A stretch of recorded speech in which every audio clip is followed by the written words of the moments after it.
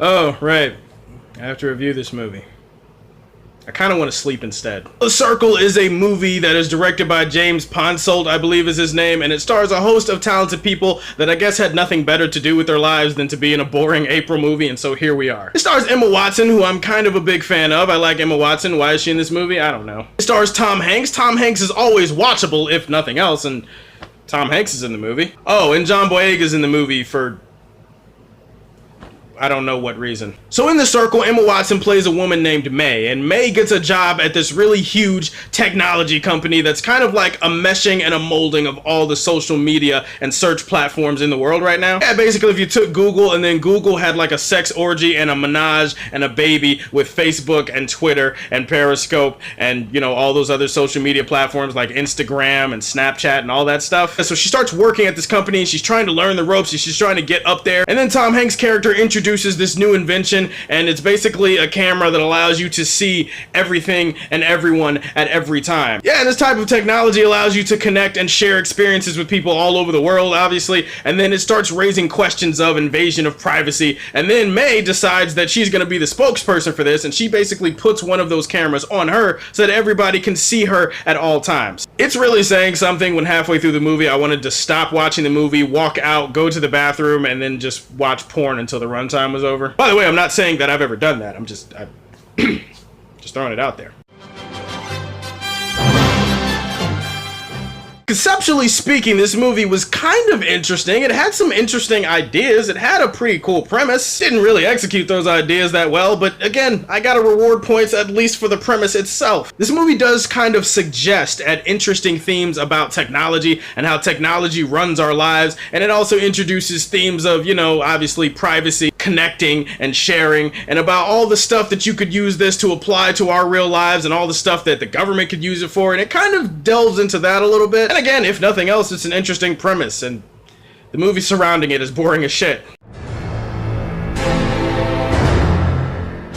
Emma Watson is a really talented actress in my opinion. I've really liked her. I loved her in Beauty and the Beast. But in this movie, I feel like anyone could have been her. She's kind of bland. She's kind of boring. It's not that she gives a bad performance. She just kind of gives a boring performance. It's kind of one note. There's really no reason to be that invested in her other than the fact that the script says you have to be invested in her because she's the main character. Every time she opened her mouth in this movie, all I kept thinking was, damn, Hermione, I'd fuck the shit out of you. It's probably a bad sign when I'm thinking that when she's talking in a movie and she's supposed to be the main protagonist or protagonist, as Red Letter Media likes to say. Likewise, if you're excited about this movie because, oh, Tom Hanks, and Tom Hanks is awesome, and here's the thing, Tom Hanks plays this really charismatic, two-faced guy in the movie. You feel like, okay, well, that's watchable, and you could definitely watch that and get some entertainment out of it. But here's the thing, Tom Hanks isn't even in the movie enough to justify being invested in watching Tom Hanks. I mean, this movie is really about May, not Tom Hanks. Tom Hanks shows up like every once in a while and then he disappears and you completely forget that he's in the movie. All he really does is show up and give speeches and then he leaves for 30 minutes and then he comes back and gives more speeches and then he leaves again. That's pretty much what his role in this movie is. Also, John Boyega,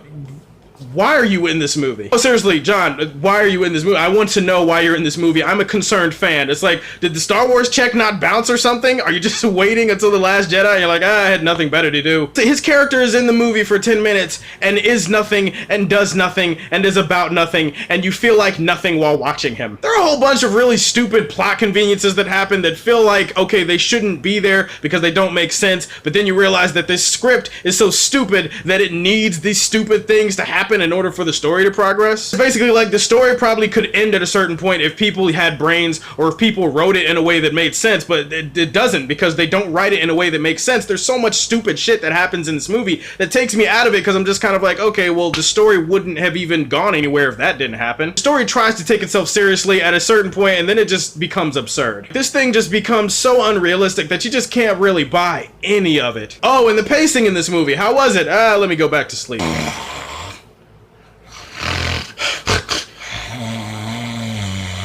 Oh my god, seriously, you take a concept that's interesting, at least make the movie around it interesting. This movie is boring as hell. There's just a whole bunch of speeches and speechifying and people standing on a stage talking to a room full of people. Speeches and more speeches and speechifying and speeches And just speeches. That's all it is. Oh, did I mention there were speeches in this movie? I'm kind of stuck in between a rock and a hard place here because I wanted to just say, it's a forgettable, average movie. Just throw it in the Fortress of Solitude and call it a day. But here's the thing. I kind of think it's worse than average, and it's not really a guilty pleasure because it's not like a fun or a funny type of bad. It's really more of a boring type of bad. In the end, this movie got worse the more that I thought about it, and some of the dialogue too and the accents is just kind of In the end, The Circle really belongs in a circle full of kryptonite.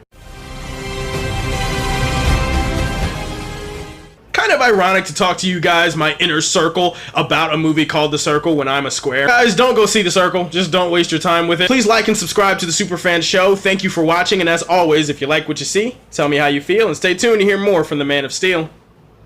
Peace.